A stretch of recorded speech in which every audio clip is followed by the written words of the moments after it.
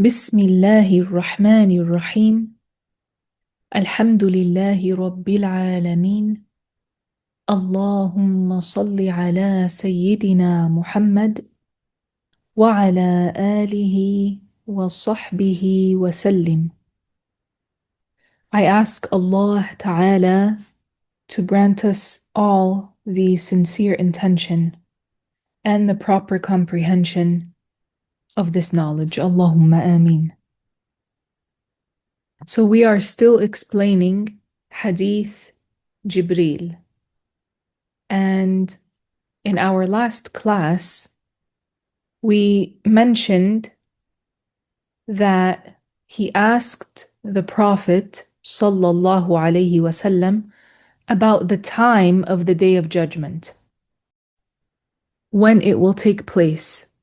And the Prophet alayhi salatu wasalam informed him that the one that is being asked doesn't know, just as the asker does not know, because this is a matter that is only known by Allah. The asker said, فَأَخْبِرْنِي عَنْ أَمَارَاتِهَا. Inform me of its signs. And that means inform me of the signs of the Day of Judgment that indicate its closeness, that indicate that it is getting near. So the Prophet sallallahu alayhi wasallam said, أن تلد الأمة ربتها. And this includes the female and the male. It includes the male and the female. And this wording, أن تلد الأمة ربتها, it literally means for al-amah to give birth to someone who would be her master. So what does that mean? The scholars had more than one interpretation for this hadith. Some of them said that al-amah refers to the female slave, and it can bear this meaning in Arabic. And it can also bear the meaning of the slave of Allah. Al-amah, the female slave of Allah. Some of them said that it means that the Muslims will open a lot of land and many people would be under the control of the Muslims. And so because of that, the Muslims would have a lot of female slaves under them.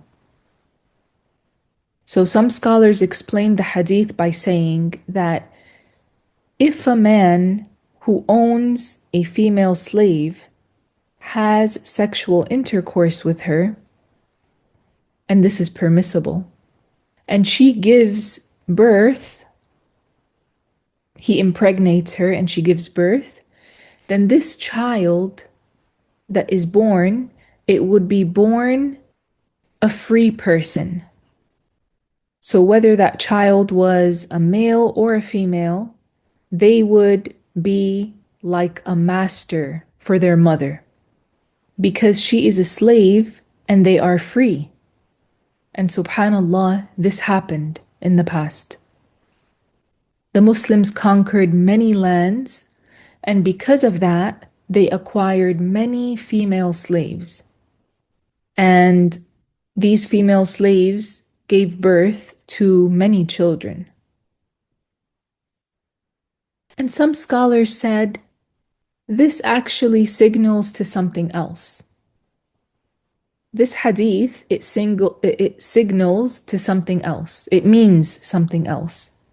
They said it means for the woman to give birth to a child who would treat her as if they are her master.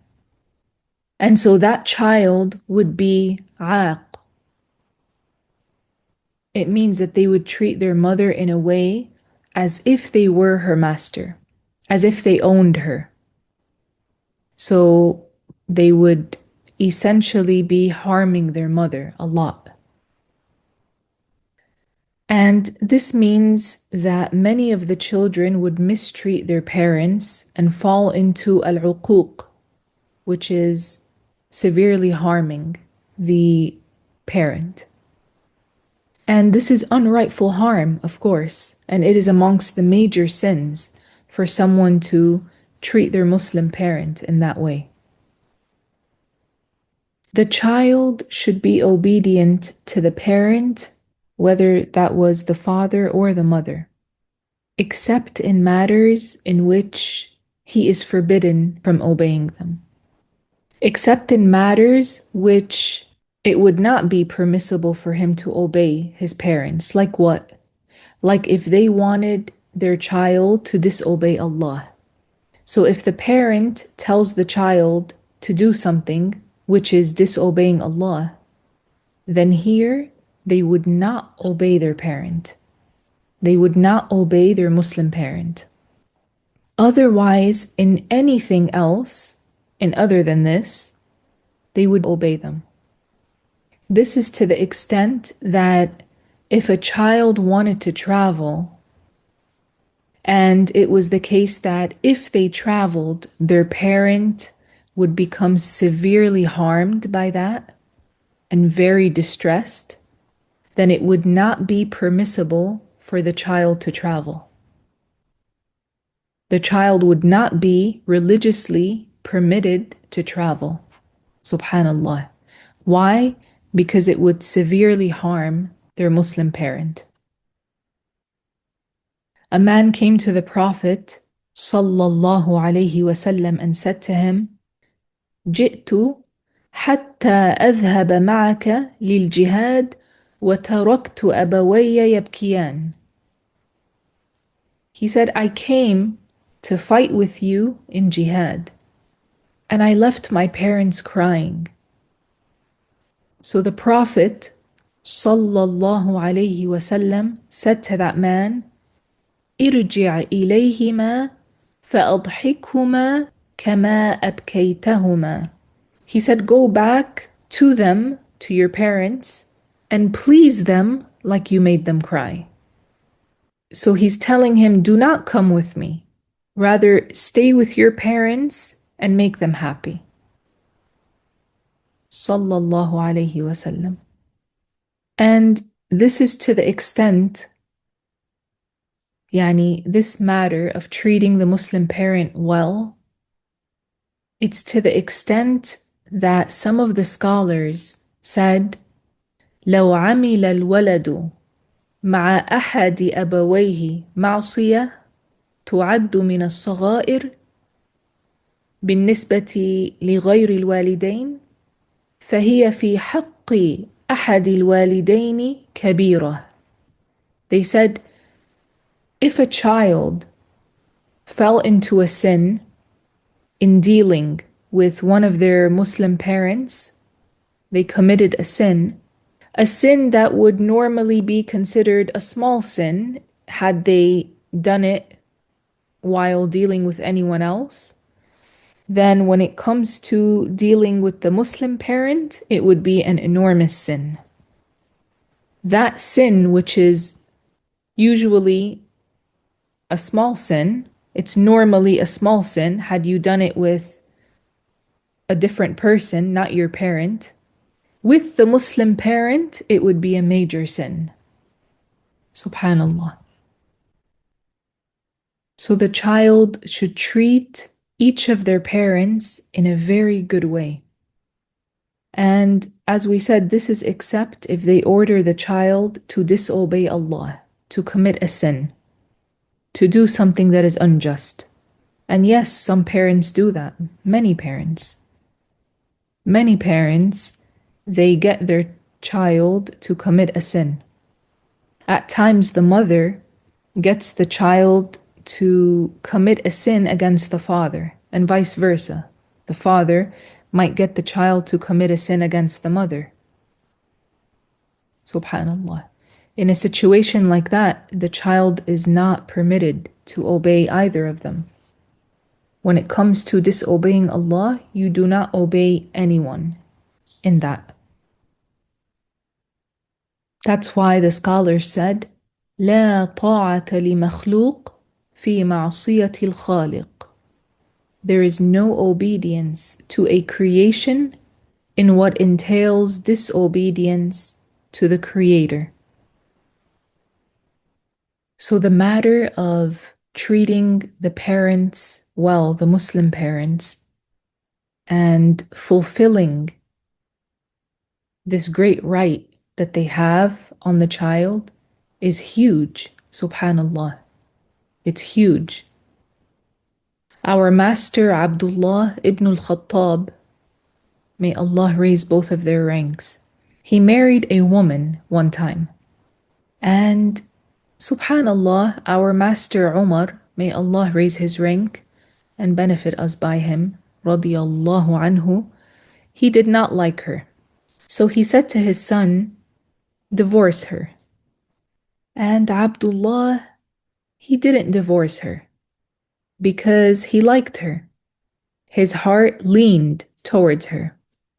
So our master Umar, he went to the Prophet sallallahu alaihi wasallam and he raised this issue with him.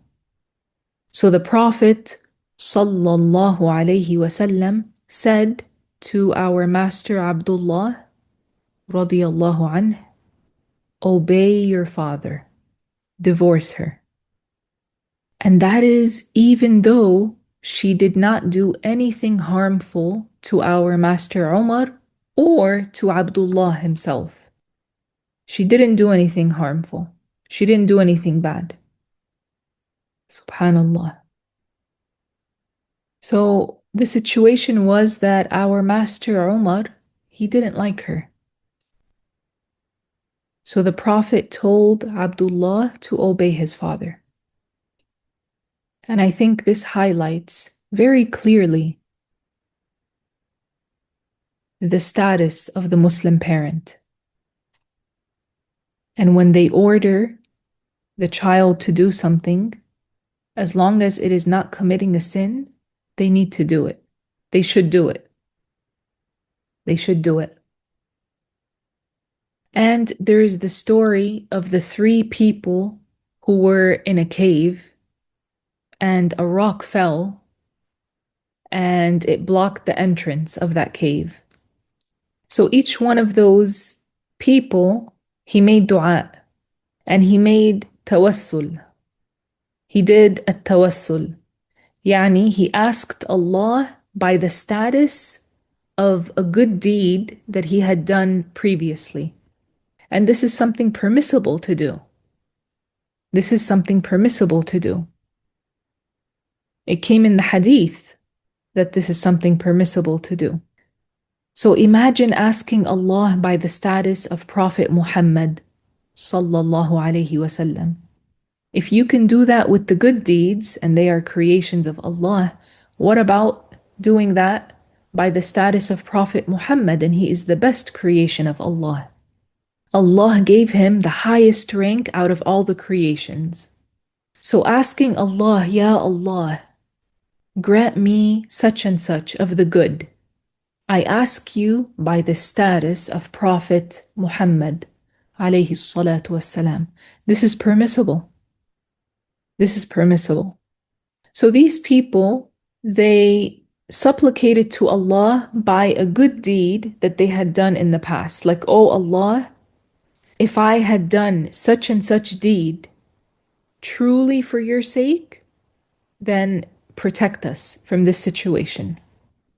So they kept doing that until they were able to get out. So the rock would move a little bit, and then another one would make a dua containing tawassul by a good deed that he did in the past, and then the rock would move a little bit until they were able to get out of the cave.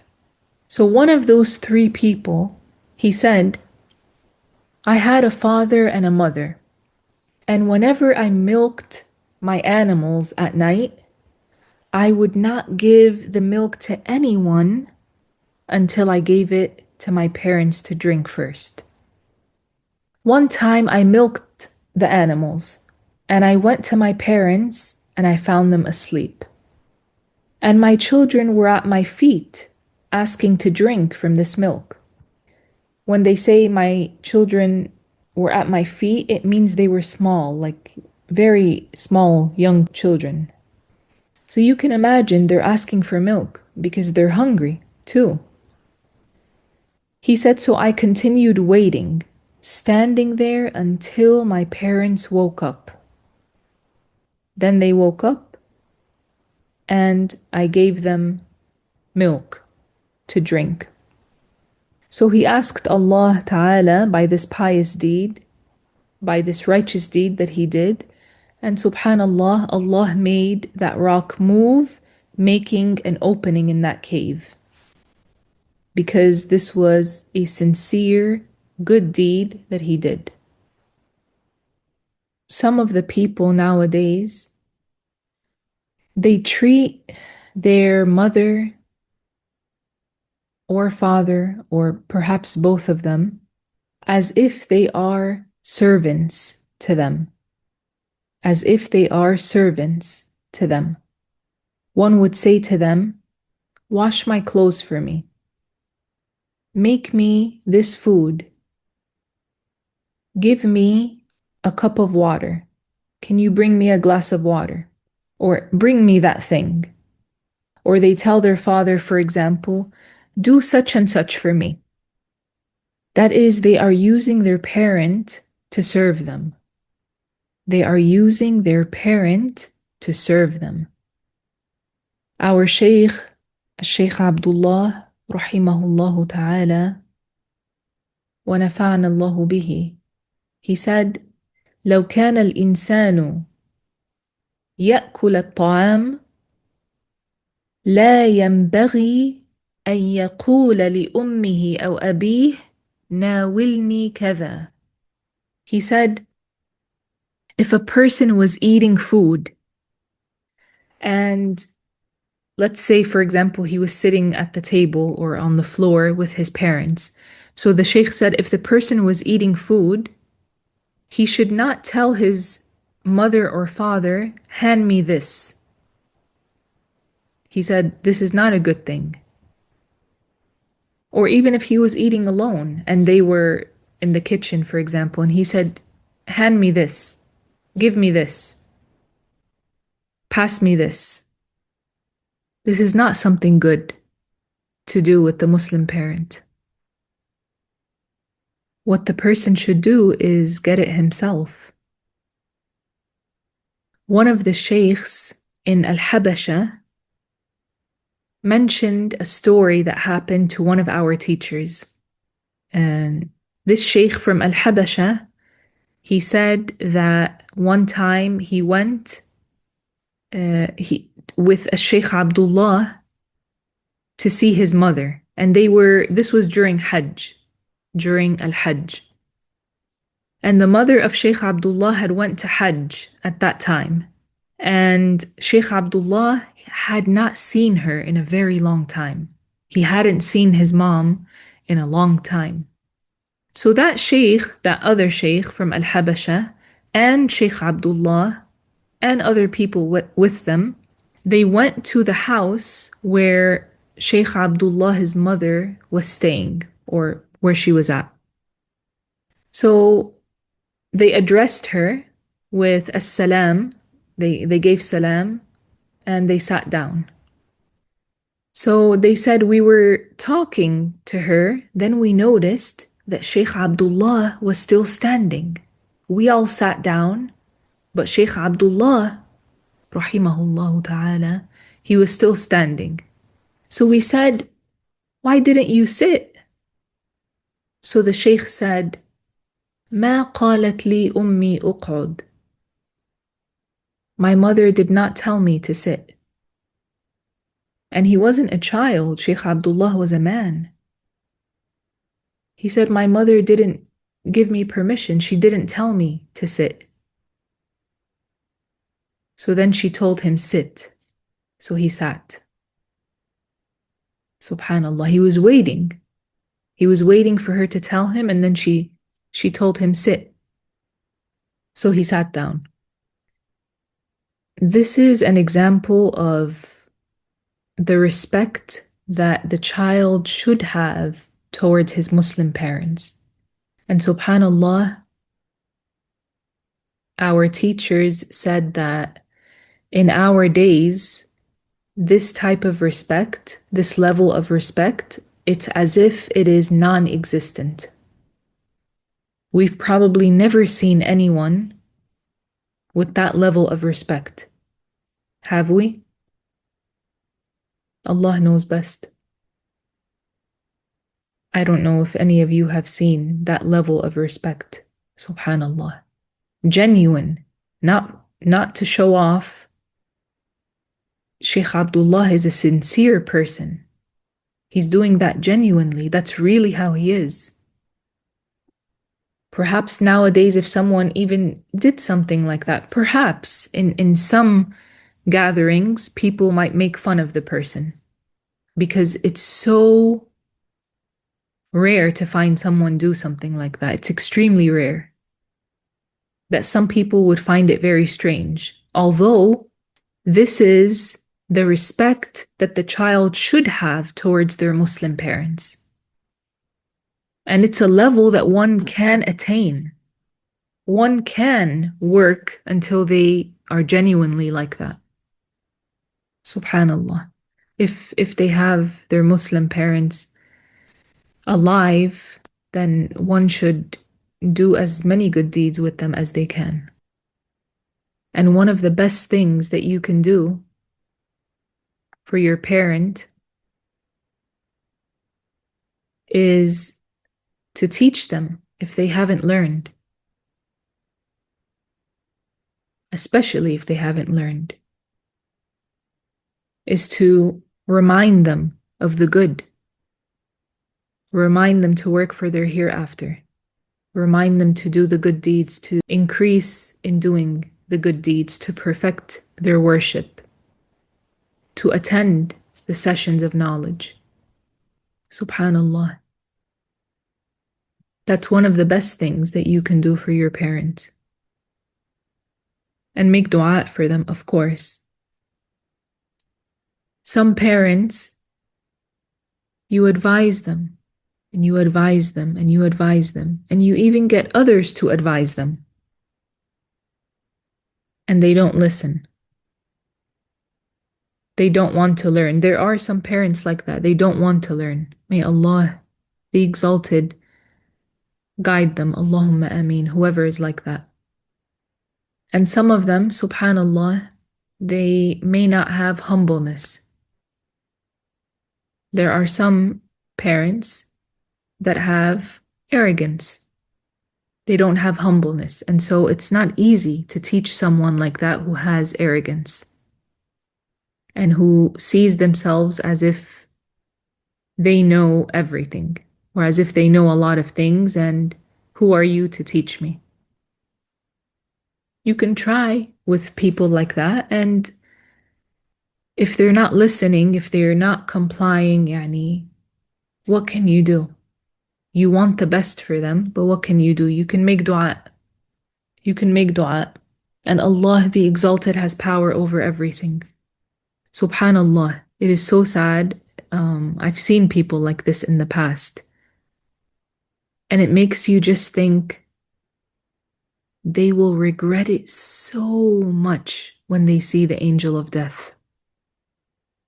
They will regret every opportunity that they wasted. And so will we. Allah guides whomever He wills. Subhanallah. Abdullah ibn Umar, may Allah raise both of their ranks, radiyallahu anhuma, he saw a man carrying his mother on his back, and he was making tawaf. He was circumambulating the Kaaba. And that was because she was older and she couldn't walk anymore. So he carried her. Subhanallah, he carried her. And he was making tawaf with her, which is an amazing deed. So this man, he saw Abdullah.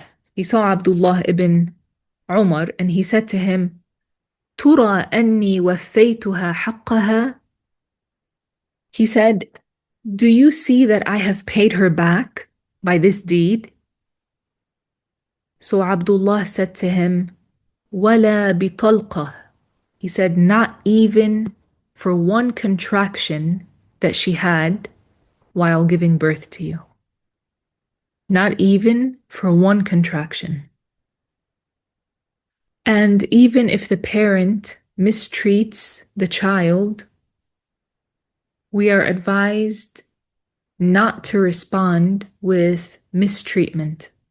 Rather, the child should be kind to them, because his reward would be great, insha'Allah, for showing kindness. For mistreatment is not countered with mistreatment. Rather, it should be countered with goodness, kindness, mercy. And this second interpretation to the hadith that we mentioned, what the Prophet said, alayhi salatu wassalam, أن تلد الأمة ربتها, for the Amma to give birth to someone who would be like her master. What we explained here in the second interpretation, this is more suitable to what will come in the next class, insha'Allah, of the Prophet's words regarding the changes that take place before the Day of Judgment. And if you think about it, there are many people nowadays who treat their Muslim parents as if they are their masters, as if their parents are like slaves. They treat their Muslim mother and sometimes the father too, as if they are their parents' masters, as if they own them. They treat them like that. Allah knows best, what goes on with many people, but there are many people nowadays that treat their parents very badly. And I'm talking about Muslims as well. They treat their Muslim parents very badly. Some of them even hit them. وَالْعِيَاذُ بِاللَّهِ تَعَالَى. May Allah protect us. The one who treats their Muslim parent well and shows them goodness and mercy and kindness, subhanallah, they will see the blessings of that in this life before the hereafter, insha'Allah, even if their parents die. I know someone, subhanallah, they were good with their parents. And subhanallah, they get so many endowments. Subhanallah, MashaAllah. May Allah grant them to do good with what Allah has given them. But I have seen this, and it seems it's because of their treatment of their parents. And like that, there are many, many, many, many stories of people. This is just someone that I have seen and I have witnessed. It's very interesting, the amount of endowments and blessings and things like that they receive, and like how easily they get them, subhanallah. And we will stop here, insha'Allah ta'ala. I will mention a benefit to leave you with. I ask Allah to grant me and you to benefit from this. The hearts become sick, just as bodies become sick. In fact, the sickness of the heart may have a more severe effect. Many times it does. That is because it blinds insight and it weakens certainty. For this reason, the pious predecessors, may Allah have mercy upon them, they used to give great care to purifying their hearts and cleansing them from the diseases of heedlessness and spiritual weakness, all while seeking guidance from the Honorable Qur'an, the Sunnah of the Messenger of Allah sallallahu alaihi wasallam, and the experiences of those traveling the path of righteousness, of those who embarked upon the path of righteousness. And amongst those pious slaves was a man called Ibrahim al-Khawwas. May Allah have mercy upon him and raise his rank and benefit us by him, who summarized in a few words a beneficial medicine for healing the hearts. He said, دواء القلب خمسة أشياء: قراءة القرآن بالتدبر، وخلاء البطن، وقيام الليل، والتضرع عند السحر، ومجالسة الصالحين. He said, the medicine of the heart is 5 things: reciting the Qur'an with contemplation, and keeping the stomach empty,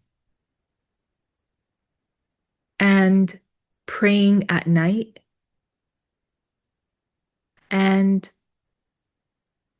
the humble, sincere supplication at the time before Al-Fajr, the time of As-Sahar, and sitting with the righteous people. These 5 matters gather between them the nourishment of the soul, they gather clarity of thought, and strength in al-yaqeen, certainty.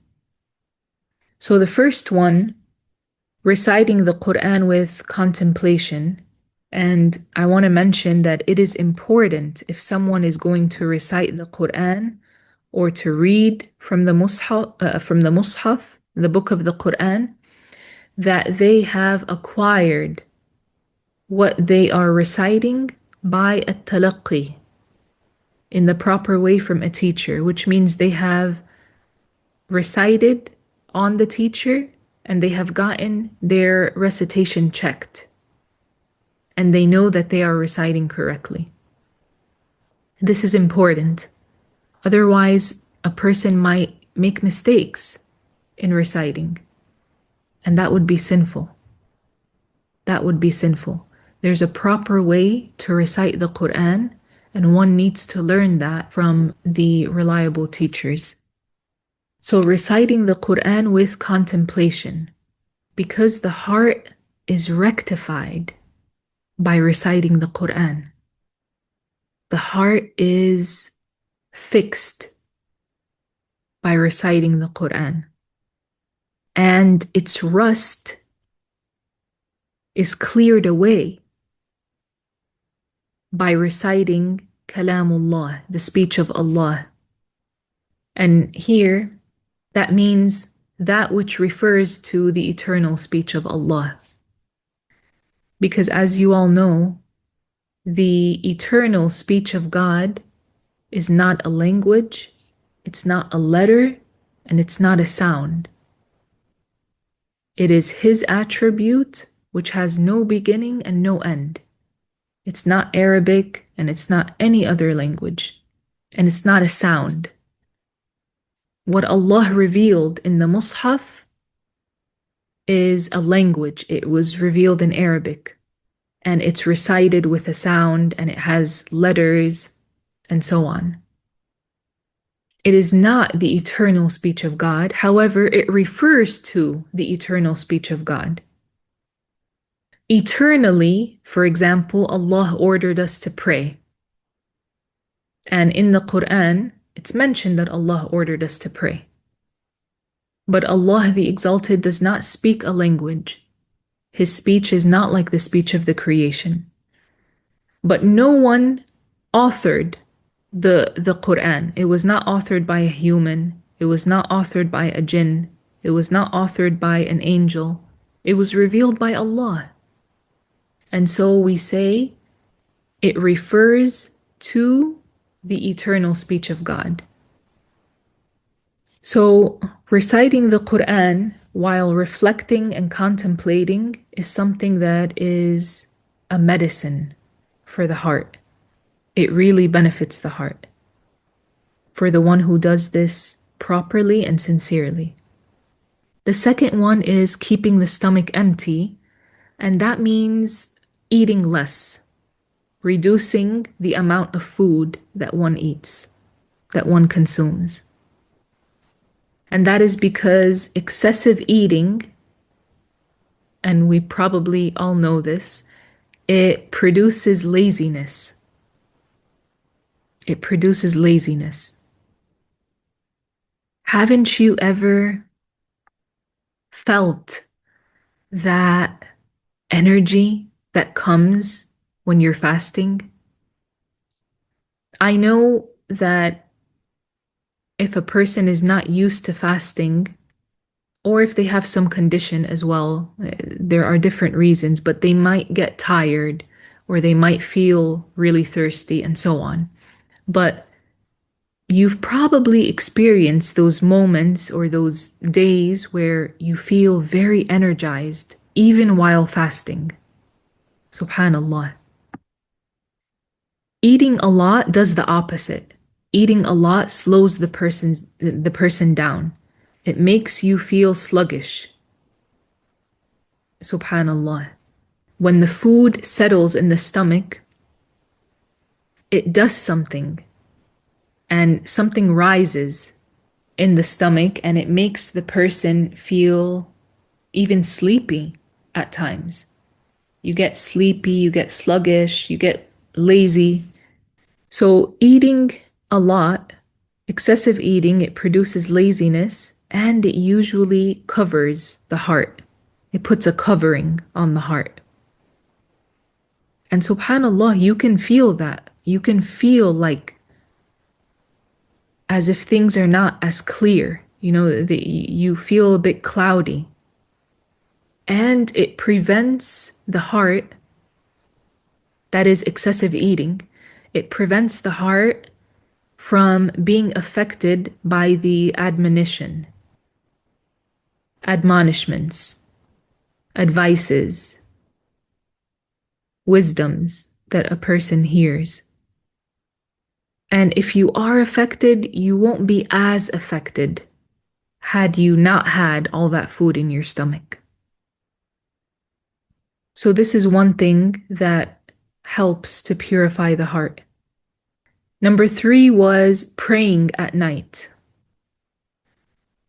And that is because it is amongst the greatest things that soften the heart and strengthen one's iman.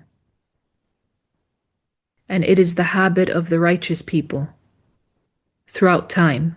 This is one thing that the righteous people have done. Subhanallah, we hear their stories, and they would stay up at night praying. They did that for a reason.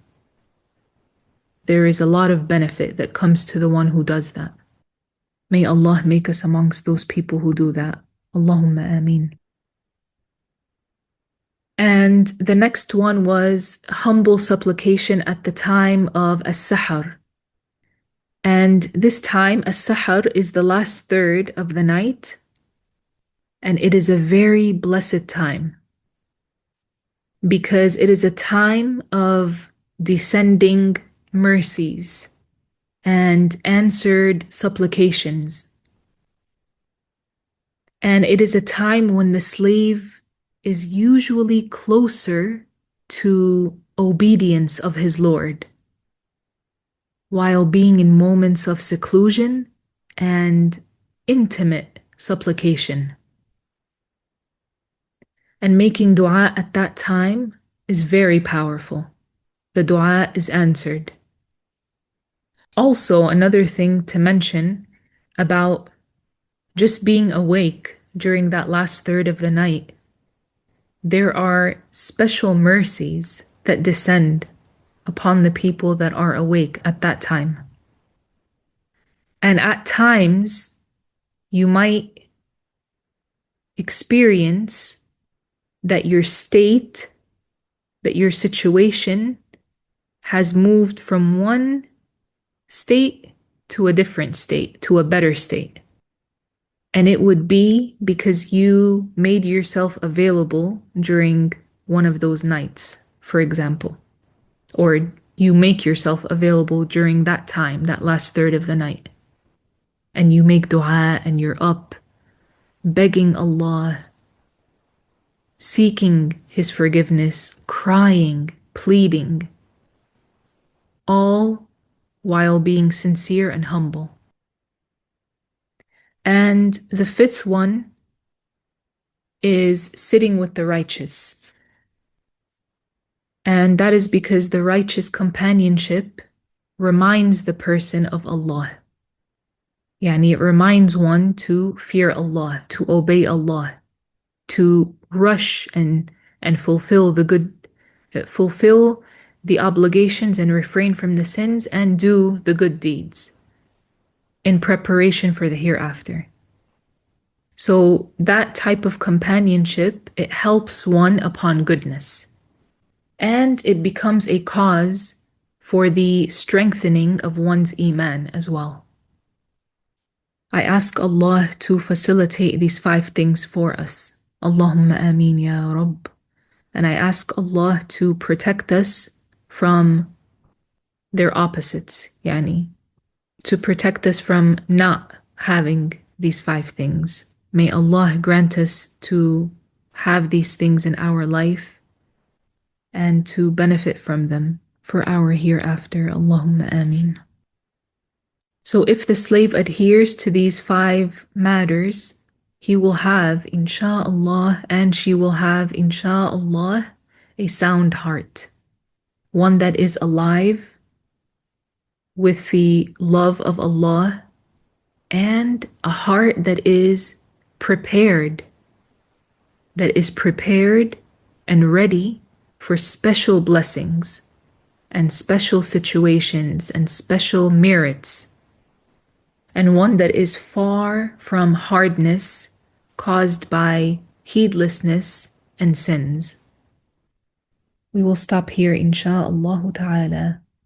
سبحانك اللهم وبحمدك أشهد أن لا إله إلا أنت أستغفرك وأتوب إليك.